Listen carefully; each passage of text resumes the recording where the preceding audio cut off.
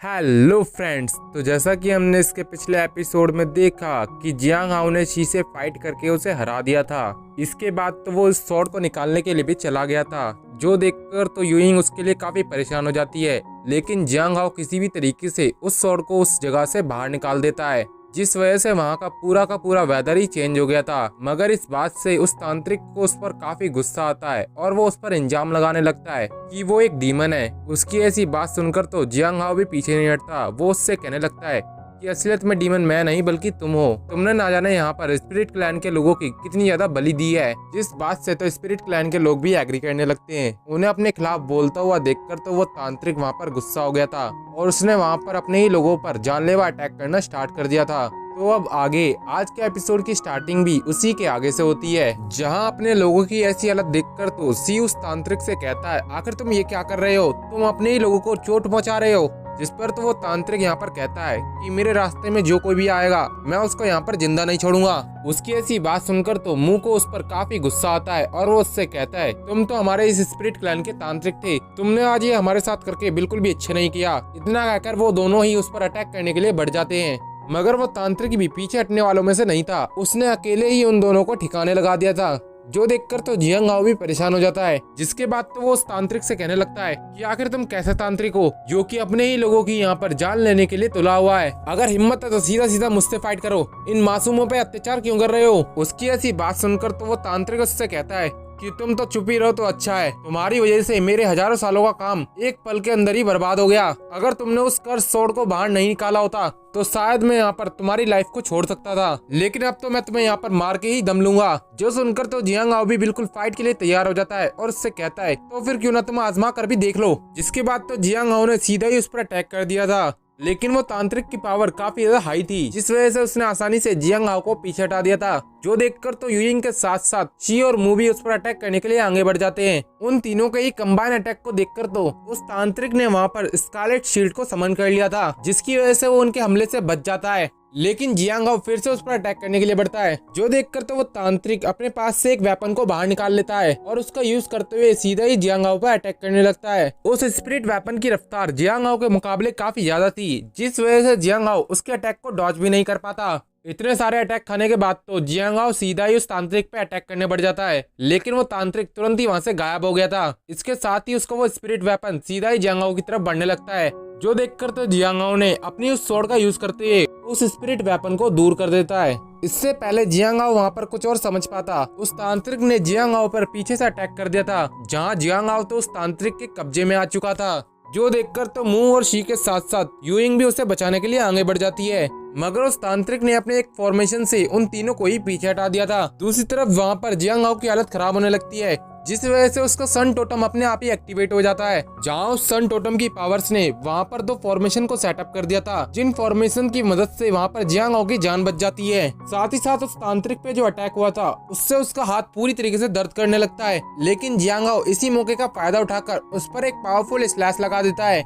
जिससे उस तांत्रिक की पूरी बॉडी वहाँ पर डिस्ट्रॉय हो जाती है। उस तांत्रिक के मरते ही वहाँ पर वो स्नो फॉलिंग भी रुक चुकी थी, जिस वजह से वहाँ पर स्पिरिट क्लैन के लोग धीरे धीरे करके खड़े होने लगते हैं। साथ ही साथ वहाँ पर कुछ लोग बात करने लगते हैं कि वो तांत्रिक सच में हमारी जान के पीछे पड़ा हुआ था, वो हमारा तांत्रिक बिल्कुल नहीं हो सकता। हमने आंख बंद करके उस पर ना जाने कितना ज्यादा भरोसा किया था, अब से हमारा उसके साथ कोई भी कनेक्शन नहीं है। वो ये सब कुछ यहाँ पर कह ही रहे थे कि तभी स्काई में एक अजीब से पैटर्न बनने लगते हैं, जैसे कि वहाँ से कोई आ रहा हो। इसके साथ ही वहाँ पर आवाज आती है कि तुमने मेरे इतने हजारों सालों की मेहनत को एक पल के अंदर ही बर्बाद कर दिया। मैं ना जाने इस कर्स स्वॉर्ड को यहाँ पर कितने ही हजारों सालों से सप्रेस करने की कोशिश कर रहा था, लेकिन इस आखिरी रिचुअल में तुमने अपनी टांग अड़ाकर बिल्कुल भी अच्छा नहीं किया। आज तो मैं तुम्हें यहाँ पर मार के ही रहूंगा। उसके इतना कहते ही वो वहाँ पर अपीयर हो गया था, जो कि एक स्कारलेट मून डीमन था। उसे वहाँ देखकर तो स्पिरिट क्लैन के लोग काफी ज्यादा डर जाते हैं। और गाइज मैं आपको यहाँ पर बता देना चाहता हूँ कि जो वो स्कारलेट मून डीमन है, इस डीमन की यहाँ पर 2 बॉडी थी, पहली वो तांत्रिक वाली, तो दूसरी अभी ओरिजिनल। उसकी पहली बॉडी को तो जियांग हाओ ने मार दिया था, जिसकी वजह से तांत्रिक यहाँ पर वापस आ चुका है ताकि वो जियांग हाओ से बदला ले सके।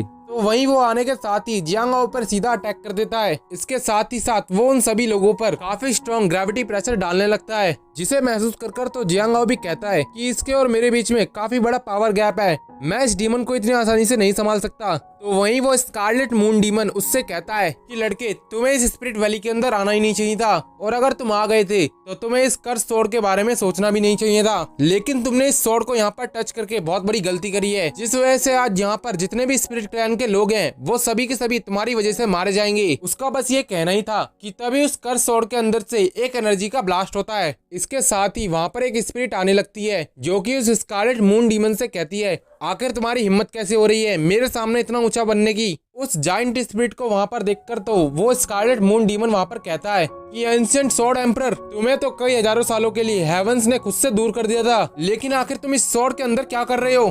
तुम एंशिएंट स्वॉर्ड एम्परर नहीं हो सकते। अगर तुम सच में वो हो तब भी तुम्हारे अंदर इतनी स्ट्रेंथ नहीं बची होगी कि तुम मेरा यहाँ पर सामना कर पाओ। इतना कहकर वो डीमन वहाँ पर स्कारलेट मून सुप्रीम फॉर्मेशन का यूज करने लगता है, जिसकी वजह से वहाँ पर काफी सारी स्वॉर्ड्स आ जाती हैं जो कि सीधा ही उस एंशिएंट स्वॉर्ड एम्परर की स्पिरिट की तरफ जाने लगती हैं। जो देखकर तो वो स्पिरिट जियांगाओ से कहती है कि बच्चे, अपनी आंखों को बंद करो और शांति से इस चीज को महसूस करो। जिसके बाद तो वहाँ पर जियांगाओ को एक विजन आता है जिसमें वो एंशिएंट स्वॉर्ड एम्परर को देखता है, जो कि उसे वहाँ पर बताते हैं कि इस कर्स ब्लेड का जन्म सिर्फ डीमन को मारने के लिए हुआ है। इस स्वॉर्ड के चलते तुम किसी भी डीमन को बड़ी आसानी से हरा सकते हो, तुम्हें बिना किसी झिझक के बस इस स्वॉर्ड का यूज करना आना चाहिए। जिसके बाद तो वो एंशिएंट स्वॉर्ड एम्परर उससे कहते हैं कि अब से इस स्वॉर्ड की विरासत मैं तुम्हें देता हूँ, मैं उम्मीद करता हूँ कि तुम हमेशा ही सही का साथ दोगे। जो देखकर तो जियांगाओ ने उनकी उस स्वॉर्ड को एक्सेप्ट कर लिया था। इसके बाद तो उनकी स्पिरिट वहाँ से चली जाती है। उनके वहाँ से जाने के बाद जियांगाओ अपने होश में आ जाता है और उन स्वॉर्ड्स के सारे अटैक्स को अपनी स्वॉर्ड के जरिए रोकने की कोशिश करता है। जिसके बाद वो पहली बार उस स्वॉर्ड का यूज करते हुए उस डीमन पर एक कर्स स्लैश लगाता है, जिस वजह से उस डीमन के फॉर्मेशन के साथ साथ उस डीमन को भी काफी ज्यादा डैमेज पहुंचता है। तो वहीं इससे जियांगाओ की काफी ज्यादा एनर्जी एग्जॉस्ट हो जाती है। मगर उस डीमन को तो इस बात पे यकीन नहीं होता कि इस लड़के ने अभी अभी एक कर्स स्लैश का यूज किया, जिस वजह से वो काफी ज्यादा घबरा गया था। इसलिए उसने वहाँ पर स्कारलेट शील्ड को समन कर लिया था। लेकिन जियांगाओ अभी भी नहीं रुकता, वो फिर से खड़े होते हुए दोबारा उस कर्स स्लैश से उस डीमन पर अटैक करता है, जिस वजह से उस डीमन की स्कारलेट शील्ड भी उसके सामने नहीं टिक पाती। साथ ही साथ उसकी बॉडी पे एक बहुत बड़ा घाव भी हो जाता है। मगर दूसरी तरफ वहाँ पर जियांगाओ की हालत खराब होने लगती है, लेकिन वो जैसे तैसे करके उस स्वॉर्ड को लेकर आगे जाने लगता है, जहाँ इतना घायल होने के बावजूद वो वहाँ पर रुकने का नाम नहीं ले रहा था। जो देखकर तो यूइंग भी उसके लिए काफी ज्यादा परेशान हो जाती है। वहीं दूसरी तरफ तो वो स्कारलेट मून डीमन उससे कहता है कि लड़के, तुम अपने आप को कुछ ज्यादा ही फोर्स कर रहे हो, तुम यहाँ पर इससे ज्यादा स्लैश नहीं लगा सकते। अगर तुमने ऐसा किया तो तुम भी मेरे साथ यहाँ पर मारे जाओगे। लेकिन जियांगाओ तो वहाँ पर कुछ भी सुनने को तैयार नहीं था। जो देखकर तो यूइंग पीछे से उसे पकड़ लेती है और उससे कहती है कि जियांगाओ प्लीज यहाँ पर रुक जाओ। साथ ही साथ वो वहाँ पर काफी ज्यादा रोने भी लगी थी। तो वहीं वो स्कारलेट मून डीमन तो जियांगाओ को उकसाने के लिए उससे कहता है कि लड़के, बस तुम्हारे अंदर इतना ही दम था, मुझे तो लगता है कि तुम यहाँ पर मुझसे डर चुके हो। उसकी ऐसी बात सुनकर तो वो वहाँ पर कहता है कि तुम जैसे डीमन को तो यहाँ पर जिंदा रहने का कोई भी हक नहीं है। तुमने ना जाने अपने फायदे के लिए यहाँ पर इतने सारे लोगों की जान ली है। तुमने यहाँ पर उन्हीं लोगों पर हमला किया जिन्हें यहाँ पर तुमने अपनी आंखों से बचपन से बड़ा होते हुए देखा है, लेकिन आज तुम्हारी वजह से वो लोग यहाँ पर मौत की कगार पर पहुंच चुके हैं। तुम जैसा पत्थर दिल तो मैंने आज तक कहीं पर भी नहीं देखा। स्कारलेट मून डीमन, तुम्हारा यहाँ पर जिंदा रहने का कोई भी हक नहीं बनता, तुम यहाँ पर बस मरना ही डिजर्व करते हो। उसकी ऐसी बात सुनकर तो यूइंग वहाँ पर रोते हुए उससे कहती है कि जियांगाओ प्लीज ऐसा मत करना, नहीं तो तुम भी यहाँ पर मारे जाओगे। लेकिन वो स्कारलेट मून डीमन तो अभी भी रुकने का नाम नहीं लेता। वो वहाँ पर जियांगाओ से कहता है कि लड़के, बस तुम यहाँ पर बड़ी बड़ी बातें करते हो, अगर हिम्मत है तो दोबारा से स्लैश लगा के दिखाओ ना। मैं उस स्लैश से मरूंगा या नहीं इसका तो मुझे नहीं पता, लेकिन अगर तुमने वो स्लैश लगाया तो तुम्हारी यहाँ पर जान जाना तय है, तुम मेरा यहाँ पर कुछ भी नहीं कर पाओगे। इतना कहकर वो वहाँ से जाने लगता है। जो देखकर तो यूइंग उससे कहती है कि जियांगाओ प्लीज उसे जाने दो, तुम यहाँ पर कोई भी गलत कदम मत उठाना। जो सुनकर तो जियांगाओ उससे कहता है कि बनी मुझे माफ कर देना, लेकिन इस तरीके के डीमन को यहाँ पर जिंदा छोड़ना मेरे असूलों के खिलाफ है। जिसके साथ ही वो आगे की तरफ जाने लगता है। तो वहीं यूइंग की यहाँ पर हिम्मत बिल्कुल जवाब दे चुकी थी, वो तो सीधा ही वहाँ पर नीचे गिर जाती है। तो दूसरी तरफ वहाँ पर जियांगाओ के मुंह से भी ब्लड वॉमिटिंग होने लगती है, लेकिन वो रुकता भी नहीं है। वो उस स्वॉर्ड को पूरी तरीके से चार्ज करने लगता है। इसके बाद उसने एक पावरफुल कर्स स्लैश से उस पर अटैक कर दिया था, जहाँ इस बार का कर्स स्लैश काफी ज्यादा पावरफुल था, जिस वजह से उस डीमन की पूरी बॉडी वहाँ पर डिस्ट्रॉय हो जाती है। इसके साथ ही वहाँ पर जियांगाओ के हाथ से वो स्वॉर्ड भी छूट गई थी। तो वहीं जियांगाओ की भी एनर्जी काफी ज्यादा एग्जॉस्ट हो चुकी थी। इसकी वजह से वो वहीं पर गिर जाता है और ये सीन दिखाते ही ये एपिसोड यहीं पर खत्म हो जाता है। अगर आपको मेरी एक्सप्लेनेशन पसंद आई हो तो वीडियो को लाइक करके चैनल को सब्सक्राइब करना मत भूलिएगा। मिलते हैं इसकी नेक्स्ट वीडियो में।